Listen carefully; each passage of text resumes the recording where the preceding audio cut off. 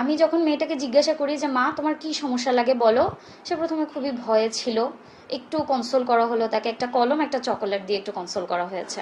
তারপরে সে আমাকে বলল, ম্যাডাম আমার পেটটা ভার ভার লাগে, কি জানি লড়ে। আমি মানে একটু অবাক হয়ে গিয়ে আবারও তাকে জিজ্ঞাসা করেছি যে মা তোমার কি সমস্যা লাগে।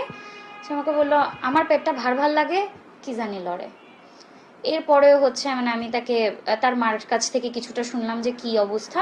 তারপরে আমি আবার তাকে জিজ্ঞাসা করেছি যে মা তোমার সাথে মানে খারাপ কাজটা কে করেছে। সে শুধু হুজুর, হুজুর শব্দটা সে 2বার বলল, হুজুর। এই মেয়েটা তার নানির কাছে মানুষ, নানির নানির বাড়িতে থাকে। আর মেয়ের মা সংসারের খরচ জোগানোর জন্য সিলেটে গৃহকর্মীর কাজ করেন, মানুষের বাসায় গৃহকর্মীর কাজ করেন।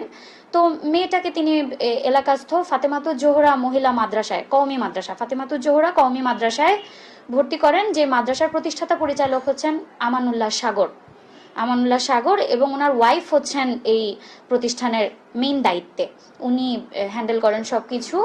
তো গত নভেম্বর মাসে নাকি বাচ্চাটাকে ছুটির পরে বারান্দা ঝাড়ু দেওয়ার জন্য বলা হয়। মানে আমানুল্লাহ সাগর হুজুরি নাকি বাচ্চাটাকে বলেন বারান্দা ঝাড়ু দিয়ে তারপর বাসায় যেতে। তো বাচ্চা বারান্দা ঝাড়ু দেওয়া শুরু করে। বারান্দা ঝাড়ু দেওয়ার এক পর্যায়ে নাকি হুজুর তাকে বলে হুজুরের যে রুমটা, মানে প্রতিষ্ঠাতা পরিচালকের যে রুমটা, এই রুমটাও যেন পরিষ্কার করে দেয়। তো বাচ্চা রুম পরিষ্কার করার জন্য ভেতরে ঢুকলে উনি দরজা বন্ধ করে বাচ্চার সঙ্গে এই পৈশাচিক আচরণটা করেন। 5 থেকে আরো 7বার উনি এটা রিপিট করছেন আচরণটা বাচ্চার সঙ্গে। পরপর বেশ কয়েকদিন, পরপর প্রায় 5 থেকে 7 দিন উনি একই কাজ করছেন এবং বাচ্চাকে ভয় দেখাইছেন।